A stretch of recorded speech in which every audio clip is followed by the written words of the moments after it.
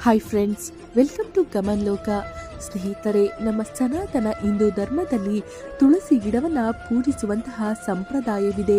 ಲಕ್ಷ್ಮೀ ದೇವಿ ತುಳಸಿ ಗಿಡದಲ್ಲಿ ವಾಸ ಮಾಡ್ತಾಳೆ ಅಂತ ಪ್ರತಿಯೊಬ್ಬರು ತುಳಸಿ ಗಿಡವನ್ನ ಮನೆ ಮುಂದೆ ಬೆಳೆಸಿ ಪ್ರತಿನಿತ್ಯ ಅದನ್ನ ಪೂಜಿಸ್ತಾರೆ. ಅಷ್ಟಕ್ಕೂ ತುಳಸಿ ಗಿಡವನ್ನ ಯಾಕೆ ಪೂಜಿಸಬೇಕು?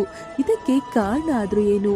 ತುಳಸಿ ಗಿಡದ ಮುಂದೆ ದೀಪವನ್ನ ಹಚ್ಚಿ ಪೂಜಿಸೋದ್ರಿಂದ ಏನಾಗುತ್ತೆ? ಈ ರೀತಿ ಪ್ರತಿಯೊಂದು ವಿಷಯಗಳನ್ನ ಇಂದಿನ ವಿಡಿಯೋದಲ್ಲಿ ತಿಳಿಯೋಣ. ಹಾಗಾಗಿ ಸ್ನೇಹಿತರೆ, ವಿಡಿಯೋವನ್ನ ಪೂರ್ತಿಯಾಗಿ ನೋಡಿ. ಹಾಗೆ ಫ್ರೆಂಡ್ಸ್, ಯಾರೆಲ್ಲ ಇನ್ನು ನಮ್ಮ ಚಾನೆಲ್ ಅನ್ನು ಸಬ್ಸ್ಕ್ರೈಬ್ ಮಾಡಿಲ್ಲ ಅಂದ್ರೆ ದಯಮಾಡಿ ಸಬ್ಸ್ಕ್ರೈಬ್ ಮಾಡಿ. ಒಂದು ಬಾರಿ ಸತ್ಯಭಾಮ ಶ್ರೀಕೃಷ್ಣನ ಹತ್ತಿರ ಹೋಗಿ, ಸ್ವಾಮಿ, ತುಳಸಿ ಗಿಡಕ್ಕೆ ನೀರನ್ನ ಹಾಕಿದ್ರೆ ಒಳ್ಳೆಯದಾಗುತ್ತೆ ಅಂತ ಹೇಳ್ತಾರೆ. ಮತ್ತೆ ತುಳಸಿಯ ಹತ್ತಿರ ದೀಪವನ್ನ ಇಡೋದ್ರಿಂದ ಪ್ರಯೋಜನವೇನು ಅಂತ ಸತ್ಯಭಾಮ ಶ್ರೀಕೃಷ್ಣನನ್ನ ಕೇಳ್ತಾಳೆ. ಆಗ ಶ್ರೀಕೃಷ್ಣನು ಅವಳಿಗೆ ಒಂದು ಕಥೆಯನ್ನ ಹೇಳುವುದಕ್ಕೆ ಶುರು ಮಾಡ್ತಾನೆ. ಹಿಂದೆ ಉತ್ತರ ಅನ್ನೋ ಒಂದು ದೊಡ್ಡ ನದಿ ಇತ್ತು. ಆ ನದಿಯ ಹತ್ತಿರ ಕುಮಾರ ಅನ್ನೋ ಒಬ್ಬ ಬ್ರಾಹ್ಮಣನು ವಾಸ ಮಾಡ್ತಾ ಇದ್ದ. ಅವನು ವೇದಗಳನ್ನ ಓದಿದ್ದ, ಒಬ್ಬ ದೊಡ್ಡ ಪಂಡಿತನಾಗಿದ್ದ. ಆದ್ರೆ ಅವನ ದುರಾದೃಷ್ಟವೇನೆಂದ್ರೆ ಅವನಿಗೆ ದುರಹಂಕಾರಿಯ ಹೆಂಡತಿ ಸಿಕ್ಕಳು. ಅವಳು ಯಾವಾಗಲೂ ಅವನನ್ನ ಅವಮಾನ ಮಾಡ್ತಿದ್ಲು. ಪತಿ ಹತ್ತಿರ ಗೌರವದಿಂದ ಮಾತನಾಡ್ತಾ ಇರ್ಲಿಲ್ಲ. ಅಷ್ಟೇ ಅಲ್ಲದೆ ಅವನಿಗೆ ಸರಿಯಾಗಿ ಊಟವನ್ನ ಆಗ್ತಾ ಇರ್ಲಿಲ್ಲ. ಅವರ ಮನೆಗೆ ಯಾರಾದ್ರೂ ನೆಂಟರು ಬಂದ್ರೆ ಅವರನ್ನ ಸಹ ಸರಿಯಾಗಿ ಉಪಚಾರ ಮಾಡ್ತಾ ಇರ್ಲಿಲ್ಲ. ಹಾಗೆ ಪರಪುರುಷರ ಜೊತೆ ಬೇಕಂತಲೇ ಮಾತಾಡ್ತಾ ಇದ್ಲು. ಆ ಬ್ರಾಹ್ಮಣನ ಮಾನ ಹರಾಜಾಗ್ತಾ ಇದ್ಲು. ಇದರಿಂದ ಆ ಬ್ರಾಹ್ಮಣನು ತನ್ನ ಪತ್ನಿಗೆ ಇದೆಲ್ಲವೂ ತಪ್ಪು, ಇದೆಲ್ಲವನ್ನ ಬಿಟ್ಟು ಬದಲಾಗುವಂತ ಅನೇಕ ಬಾರಿ ಹೇಳ್ತಾನೆ. ಆದ್ರೆ ಅವನ ಹೆಂಡತಿ ಅವನ ಮಾತಿಗೆ ಬೆಲೆಯೇ ಕೊಡ್ತಿರ್ಲಿಲ್ಲ. ನಿನ್ನಂತ ಭಿಕಾರಿಯನ್ನ ನಾನು ಮದುವೆಯಾಗಿದ್ದೆ ದೊಡ್ಡ ತಪ್ಪು. ನಿನ್ನಂತವನ ಜೊತೆ ಬದುಕೋಕ್ಕಿಂತ ನರಕಕ್ಕೆ ಹೋಗುವುದೇ ನನಗೆ ಸುಖವಾಗಿರುತ್ತೆ ಅಂತ ಅವನೊಂದಿಗೆ ಜಗಳ ಮಾಡ್ತಾಳೆ. ಇದಿಷ್ಟೇ ಅಲ್ಲದೆ ತನ್ನ ಪತಿ ಎದುರಿಗೆನೆ ವ್ಯಭಿಚಾರ ಮಾಡೋಕ್ಕೂ ಸಹ ಶುರು ಮಾಡ್ಕೊಳ್ತಾಳೆ. ಅಂದವಾಗಿರೋ ಗಂಡಸಿಗೋಸ್ಕರ ಕಾಯ್ತಾ ಇರ್ತಾ ಇದ್ಲು. ತನ್ನ ಸುಖದ ದಾಹವನ್ನ ತೀರಿಸುವಂತ ಯಾರಾದ್ರೂ ಗಂಡಸನ ಕಳುಹಿಸುವಂತ ನಾಚಿಕೆ ಇಲ್ಲದೆ ದೇವರನ್ನು ಸಹ ಬೇಡ್ತಾ ಇದ್ಲು. ತನ್ನ ಅನ್ನಕ್ಕೆ ಸರಿ ಹೋಗೋ ಗಂಡಸು ಬೇಕು ಅಂತ ಅವಳು ಚಡಪಡಿಸ್ತಾ ಇದ್ಲು. ಆ ರೀತಿ ಗಂಡಸನ ಹುಡ್ಕೊಂಡು ಅವಳು ಕಾಡಿಗೆ ಹೋಗ್ತಾಳೆ. ಅದೇ ಕಾಡಿನಲ್ಲಿ ಒಂದು ಭಯಂಕರವಾದ ಹುಲಿ ತಿರುಗ್ತಾ ಇತ್ತು. ಆ ಹುಲಿಯ ಕಣ್ಣು ಈ ಬ್ರಾಹ್ಮಣ ಸ್ತ್ರೀಯ ಮೇಲೆ ಬಿತ್ತು. ತಕ್ಷಣ ಅವಳನ್ನ ತಿನ್ನೋಕೆ ಹುಲಿ ಮುಂದಾಯಿತು. ಆಗ ಆ ಬ್ರಾಹ್ಮಣ ಮಹಿಳೆ ತುಂಬಾ ಹೆದರಿಕೆಯಿಂದ ನನ್ನನ್ನ ದಯತೋರಿ ಬಿಟ್ಟು ಬಿಡು ಅಂತ ಕೇಳ್ಕೊಳ್ತಾಳೆ. ಅದಕ್ಕೆ ಆ ಹುಲಿ ಒಪ್ಪಿಕೊಳ್ಳೋದಿಲ್ಲ. ಇಂದು ನೀನು ನನಗೆ ಆಹಾರವಾಗಲೇಬೇಕು. ಈ ಪ್ರಕೃತಿಯ ನಿನ್ನ ನನ್ನ ಹತ್ತಿರ ಕಳುಹಿಸಿದೆಂದು ಆ ಹುಲಿ ಮಾತನಾಡ್ತಿರೋದನ್ನ ಕಂಡು ಅವಳಿಗೆ ತುಂಬಾ ಆಶ್ಚರ್ಯವಾಯಿತು. ನೀನು ಸಾದಾ ಹುಲಿಯಲ್ಲ, ಅಷ್ಟಕ್ಕೂ ನೀನು ಯಾರು? ಸತ್ಯವನ್ನ ಹೇಳುವಂತ ಆ ಹುಲಿಯನ್ನ ಕೇಳ್ತಾಳೆ. ಆಗ ಆ ಹುಲಿ ಅವಳನ್ನ ತಿನ್ನುವುದನ್ನ ಬಿಟ್ಟು ಅದರ ಜೀವಿತ ಕಥೆಯನ್ನ ಹೇಳೋದಕ್ಕೆ ಶುರು ಮಾಡುತ್ತೆ. ನಿನ್ನಂತಹ ಪಾಪಿಗಳನ್ನ ತಿಂದಾಗಲೇ ನನಗೆ ಈ ಜನ್ಮದಿಂದ ವಿಮುಕ್ತಿ ದೊರಕುತ್ತೆ. ನಿನಗೆ ನನ್ನ ಕಥೆಯನ್ನ ಹೇಳ್ತೀನಿ, ತುಂಬಾ ಜಾಗೃತಿಯಿಂದ ಕೇಳು ಎಂದು ಆ ಹುಲಿ ತನ್ನ ಪೂರ್ವ ಜನ್ಮದ ಕಥೆಯನ್ನ ಹೇಳೋಕೆ ಶುರು ಮಾಡ್ತು. ಒಮ್ಮೆ ಉತ್ತರ ದೇಶ ತೀರದಲ್ಲಿ ಪವಿತ್ರವಾದಂತಹ ನದಿ ಇತ್ತು. ಅಲ್ಲಿ ಒಬ್ಬ ಬ್ರಾಹ್ಮಣನು ವಾಸ ಮಾಡ್ತಾ ಇದ್ದ. ಎಷ್ಟು ಪುಣ್ಯಗಳನ್ನ ಪಡೆದು ಆ ಬ್ರಾಹ್ಮಣನ ಮಗನಾಗಿ ನಾನು ಜನಿಸಿದೆ. ಆದ್ರೆ ನನಗೆ ಆ ಬ್ರಾಹ್ಮಣನ ಸದ್ಗುಣಗಳು ಬರಲಿಲ್ಲ. ನನ್ನಲ್ಲಿ ಧನವನ್ನ ಸಂಪಾದಿಸಬೇಕು ಅನ್ನೋ ಆಸೆ ಹೆಚ್ಚಾಯಿತು. ಆ ಆಸೆಯಿಂದ ನಾನು ಅಕ್ರಮ ಮಾರ್ಗದಲ್ಲಿ ಧನವನ್ನ ಸಂಪಾದಿಸೋಕೆ ಶುರು ಮಾಡಿಕೊಂಡೆ. ಯಾಗಗಳನ್ನ ಕೂಡ ಮಾಡಿದೆ. ಆದ್ರೆ ಅದಕ್ಕೂ ಕೂಡ ಧನವನ್ನ ನಿರೀಕ್ಷೆ ಮಾಡಿದೆ.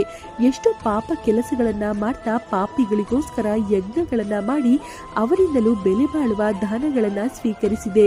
ಹೀಗೆ ಸಮಯ ಕಳೆಯುತ್ತಾ ಹೋಯಿತು. ನಾನು ಮುದುಕನಾಗಿ ಹೋದೆ. ಆದ್ರೆ ನನ್ನ ಮನಸ್ಸಿನಲ್ಲಿ ಮಾತ್ರ ಧನವನ್ನ ಸಂಪಾದಿಸಬೇಕು ಅನ್ನೋ ಆಸೆ, ಅತಿಯಾಸೆ ಹೋಗ್ಲೇ ಇಲ್ಲ. ಹೀಗೆ ಒಂದು ದಿನ ನದಿಯ ಹತ್ತಿರ ಹೋಗಿ ಕೆಲವೊಂದಿಷ್ಟು ಜನ ಪಂಡಿತರ ಜೊತೆ ಸೇರಿ ಸರಿಯಾದ ಪೂಜಾ ವಿಧಾನಗಳನ್ನ ಮಾಡದೆ ತಪ್ಪು ಮಂತ್ರಗಳನ್ನ ಹೇಳುತ್ತಾ ಪೂಜೆಗಳನ್ನ ಮಾಡಿದೆ. ಆದ್ರೆ ಅದೇ ಸಮಯದಲ್ಲಿ ಒಂದು ಬೀದಿ ನಾಯಿ ನನ್ನ ಹತ್ತಿರ ಬಂತು. ಅದನ್ನು ನಾನು ಒಡೆದು ಓಡಿಸೋಕೆ ನೋಡಿದೆ. ಆದ್ರೆ ಅದು ನನ್ನ ಕಾಲನ್ನ ಭಯಂಕರವಾಗಿ ಕಚ್ಚಿ ಹಾಕಿತು. ನಾಯಿ ನನ್ನನ್ನ ಭೀಕರವಾಗಿ ಕಚ್ಚಿದ್ರಿಂದ ಆ ಕ್ಷಣದಲ್ಲೇ ಆ ಜಾಗದಲ್ಲೇ ನಾನು ಸಾವನ್ನಪ್ಪಿದೆ. ನಾನು ಸಾವನ್ನಪ್ಪಿದ ನಂತರ ಯಮದೂತರು ಪ್ರತ್ಯಕ್ಷರಾದರು. ಈ ರೀತಿ ಪಾಪಗಳನ್ನ ಮಾಡಿದ್ರಿಂದ ನನಗೆ ನರಕ ಲೋಕದಲ್ಲಿ ಎಷ್ಟೋ ರೀತಿಯ ಶಿಕ್ಷೆಗಳನ್ನ ಕೊಟ್ಟರು. ಅದೆಷ್ಟು ನರಕಗಳನ್ನ ಅನುಭವಿಸಿದ ಮೇಲೆ ಮತ್ತೆ ನನಗೆ ಹುಲಿಯ ಜನ್ಮ ದೊರಕಿತು. ನನ್ನ ಪೂರ್ವ ಜನ್ಮದ ಬಗ್ಗೆ ನನಗೆ ಚೆನ್ನಾಗಿ ನೆನಪಿರೋದ್ರಿಂದ ನಾನು ಒಳ್ಳೆಯವರನ್ನ ಕೊಂದು ತಿನ್ನಬಾರದು ಅಂತ ನನಗೆ ನಾನೇ ಪ್ರತಿಜ್ಞೆ ಮಾಡಿಕೊಂಡಿದ್ದೇನೆ. ಆದರೆ ನಿನ್ನಂಥ ಪಾಪಿಗಳನ್ನ ನಾನು ತಿಂದರೆ ಖಂಡಿತವಾಗ್ಲೂ ನನ್ನ ಪಾಪಗಳಿಗೆ ಪ್ರಾಯಶ್ಚಿತವಾಗುತ್ತೆ ಎಂದು ಹೇಳುತ್ತಲೇ ಆ ಹುಲಿ ಆ ಬ್ರಾಹ್ಮಣ ಹೆಂಗಸನ್ನ ತಿಂದು ಹಾಕಿತು. ಅನಂತರ ಅವಳ ಆತ್ಮವನ್ನ ಯಮದೂತರು ಬಂದು ಯಮಲೋಕಕ್ಕೆ ಕರೆದುಕೊಂಡು ಹೋದರು. ಯಮಲೋಕದಲ್ಲಿ ಅವಳ ಪಾಪ ಕರ್ಮಗಳನ್ನ ಕಂಡು ಚಿತ್ರಗುಪ್ತರು ಸಹ ಆಶ್ಚರ್ಯಗೊಂಡರು. ಅವಳು ಮಾಡಿದ ಪಾಪ ಕರ್ಮಗಳಿಗೆ ತಕ್ಕಂತೆ ಅವಳಿಗೆ ಘೋರವಾದಂತಹ ಶಿಕ್ಷೆಗಳನ್ನ ವಿಧಿಸ್ತಾರೆ. ಎಷ್ಟು ಕಾಲಗಳವರೆಗೆ ಅವಳನ್ನ ಅಗ್ನಿ ಕೊಳದಲ್ಲಿ ಬಿಟ್ಟು ಶಿಕ್ಷೆಯನ್ನ ಕೊಡಲಾಗಿತ್ತು. ಅನಂತರ ಅವಳು ಒಬ್ಬ ನಿರ್ಗತಿಕನ ಅಥವಾ ತಿರುಕನ ಮನೆಯಲ್ಲಿ ಹುಡ್ತಾಳೆ. ಯಾವುದೇ ರೀತಿಯ ದಾನ ಧರ್ಮಗಳು ಹಿಂದೂ ಸಂಪ್ರದಾಯವೇ ತಿಳಿಯದ ಮನೆಯಲ್ಲಿ ಹುಟ್ಟಿದ್ರಿಂದ ಅವಳು ಸುಮಾರು 20 ವರ್ಷಗಳ ತನಕ ಎಷ್ಟೋ ಅವಸ್ಥೆಗಳನ್ನ ಪಟ್ಟು ಬದುಕ್ತಾಳೆ. ಅನಂತರ ಅವಳು ಒಂದು ಊರಿನ ಹತ್ತಿರ ಹೋದಾಗ ಅಲ್ಲಿ ಕೆಲವೊಂದಷ್ಟು ಸ್ತ್ರೀಯರು ತುಳಸಿ ಗಿಡದ ಮುಂದೆ ದೀಪವನ್ನ ಹಚ್ಚೋದನ್ನ ನೋಡ್ತಾಳೆ. ಹೆಂಗಸರೆಲ್ಲರೂ ತುಳಸಿ ಗಿಡಕ್ಕೆ ಯಾಕೆ ಪೂಜೆ ಮಾಡ್ತಿದ್ದಾರೆ ಅಂತ ಅವಳಿಗೆ ಆಶ್ಚರ್ಯವಾಗಿ ಅದರ ಬಗ್ಗೆ ಅವರನ್ನ ಕೇಳಿದಾಗ ತುಳಸಿಯನ್ನ ಪೂಜಿಸೋದ್ರಿಂದ ಎಲ್ಲ ಪಾಪಗಳು ತೊಲಗಿ ಹೋಗುತ್ತೆ ಎಂದು ತಿಳಿದ ನಂತರ ಅವಳು ಸಹ ತುಳಸಿಯ ಮುಂದೆ ದೀಪವನ್ನ ಇಟ್ಟು ತುಳಸಿ ಗಿಡವನ್ನ ಪೂಜಿಸೋಕೆ ಪ್ರಾರಂಭಿಸ್ತಾಳೆ. ಹೀಗೆ ದಿನಗಳು ಕಳೆಯುತ್ತಾ ಹೋದಂತೆ ಒಂದು ದಿನ ದಿಢೀರನೆ ಅವಳಿಗೆ ಎದೆ ನೋವು ಬಂದು ಸಾವನ್ನಪ್ತಾಳೆ.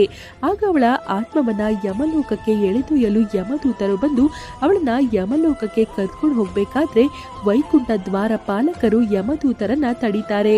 ಆಗ ನಮ್ಮನ್ನ ಯಾಕೆ ತಡೆಯುವಿರಿ ಎಂದು ಯಮದೂತರು ದ್ವಾರ ಪಾಲಕರನ್ನ ಕೇಳಿದಾಗ ದ್ವಾರಪಾಲಕರು ಈ ಮಹಿಳೆ ಎಷ್ಟೋ ವರ್ಷಗಳವರೆಗೂ ತುಳಸಿ ಗಿಡದ ಮುಂದೆ ದೀಪವನ್ನ ಹಚ್ಚಿದ್ದಾಳೆ, ಭಕ್ತಿಯಿಂದ ತುಳಸಿ ಗಿಡವನ್ನ ಪೂಜಿಸಿದ್ದಾಳೆ. ಆದ್ದರಿಂದ ಅವಳು ಮಾಡಿದ ಜನ್ಮ ಜನ್ಮದ ಪಾಪಗಳು ಸರ್ವ ಪಾಪ ಕರ್ಮಗಳು ತೊಲಗಿವೆ ಎಂದು ದ್ವಾರಪಾಲಕರು ಹೇಳ್ತಾರೆ. ತುಳಸಿ ಗಿಡವನ್ನ ಪೂಜಿಸಿದ್ರೆ ಈ ರೀತಿ ಪ್ರತಿಫಲ ಸಿಗುತ್ತೆ ಎಂದು ತಿಳಿದ ಯಮದೂತರು ಆಶ್ಚರ್ಯದಿಂದ ಇದರ ಬಗ್ಗೆ ಇನ್ನೂ ಕೆಲ ವಿವರಗಳನ್ನ ಕೇಳ್ತಾರೆ. ತುಳಸಿ ಶ್ರೀ ಸಖಿ ಶಿವೆ ಪಾಪಹಾರಿಣಿ ಪುಣ್ಯತೆ ನಮಸ್ತೆ ನಾರಧನುತೆ ನಮೋ ನಾರಾಯಣ ಪ್ರಿಯೆ ಎಂದು ಜಪಿಸುತ್ತಾ ತುಳಸಿ ಗಿಡದ ಮುಂದೆ ಪ್ರತಿದಿನ ಯಾರು ದೀಪವನ್ನ ಹಚ್ಚಿ ಪ್ರಾರ್ಥಿಸ್ತಾರೋ ಅವರಿಗೆ ಎಂದಾದರೂ ಒಂದು ದಿನ ಸರ್ವ ಸೌಖ್ಯಗಳು ಸಿಗ್ತವೆ, ಅವರ ಪಾಪ ಕರ್ಮಗಳೆಲ್ಲ ತೊಲಗಿ ಹೋಗುತ್ತವೆ ಎಂದು ದ್ವಾರಪಾಲಕರು ಹೇಳ್ತಾರೆ. ಅಷ್ಟೇ ಅಲ್ಲದೆ ತುಳಸಿ ಗಿಡವನ್ನ ಪೂಜಿಸುತ್ತಿರುವಾಗ ವಿಷ್ಣುವನ್ನ ಸ್ಮರಿಸುತ್ತಾ ಓಂ ನಮೋ ಭಗವತೆ ವಾಸುದೇವಾಯ ಎಂದು ಜಪಿಸುತ್ತಾ ಇರಬೇಕು. ಪ್ರತಿದಿನ ಸೂರ್ಯ ಹುಟ್ಟುವ ಸಮಯದಲ್ಲಿ, ಸೂರ್ಯ ಮುಳುಗುವ ಸಮಯದಲ್ಲಿ ತುಳಸಿ ಗಿಡದ ಮುಂದೆ ದೀಪವನ್ನ ಹಚ್ಚಿ ವಿಷ್ಣು ಮೂರ್ತಿಯನ್ನ ಸ್ಮರಿಸಿದ್ರೆ ಎಷ್ಟೋ ಪುಣ್ಯ ದೊರಕುತ್ತೆ. ಅದರಲ್ಲೂ ಮಣ್ಣಿನಿಂದ ಮಾಡಿದ ದೀಪಗಳನ್ನ ಮತ್ತೆ ಹಸುವಿನ ತುಪ್ಪದಲ್ಲಿ ದೀಪವನ್ನ ಹಚ್ಚೋದ್ರಿಂದ ತುಂಬಾ ಒಳ್ಳೆಯದಾಗುತ್ತೆ ಅಂತ ಹೇಳ್ತಾರೆ. ತುಳಸಿ ಗಿಡವನ್ನ ಪೂಜಿಸೋದ್ರಿಂದ ದಾರಿದ್ರ್ಯ ದೂರವಾಗುತ್ತೆ, ಮನೆಯಲ್ಲೂ ಸಹ ಯಾವಾಗಲೂ ಸುಖ ಸಂತೋಷಗಳೇ ಇರುತ್ತೆ. ತುಳಸಿಯನ್ನ ಪೂಜಿಸೋದ್ರಿಂದ ಪಿತೃದೋಷ ಸರ್ಪದೋಷಗಳಂತಹ ದೋಷಗಳು ಸಹ ತೊಲಗಿ ಹೋಗುತ್ತೆ. ನಮ್ಮ ಆತ್ಮ ಶುದ್ಧೀಕರಣವಾಗೋದ್ರಿಂದ ನಮ್ಮ ಪಾಪಗಳಿಗೆ ಪ್ರಾಯಶ್ಚಿತವಾಗುತ್ತೆ. ಲಕ್ಷ್ಮೀ ದೇವಿಯ ಆಶೀರ್ವಾದವನ್ನ ಪಡಿಬೇಕೆಂದವರು ಸಹ ತುಳಸಿ ಗಿಡವನ್ನ ಪೂಜಿಸಬೇಕಾಗುತ್ತೆ. ಹೀಗೆ ಶ್ರೀಕೃಷ್ಣನು ಸತ್ಯಭಾಮೆಗೆ ತುಳಸಿ ಗಿಡದ ಮಹತ್ವವನ್ನ ವಿವರಿಸ್ತಾರೆ. ಸ್ನೇಹಿತರೆ, ಈ ಮಾಹಿತಿ ನಿಮಗೆ ಇಷ್ಟವಾಗಿದ್ದಲ್ಲಿ ದಯಮಾಡಿ ಲೈಕ್ ಮಾಡಿ, ಶೇರ್ ಮಾಡಿ. ಹಾಗೆ ಫ್ರೆಂಡ್ಸ್, ಯಾರೆಲ್ಲ ಇನ್ನು ನಮ್ಮ ಚಾನೆಲ್ ಅನ್ನು ಸಬ್ಸ್ಕ್ರೈಬ್ ಮಾಡಿಲ್ಲ ಅಂದರೆ ದಯಮಾಡಿ ಸಬ್ಸ್ಕ್ರೈಬ್ ಮಾಡಿ. ಧನ್ಯವಾದಗಳು.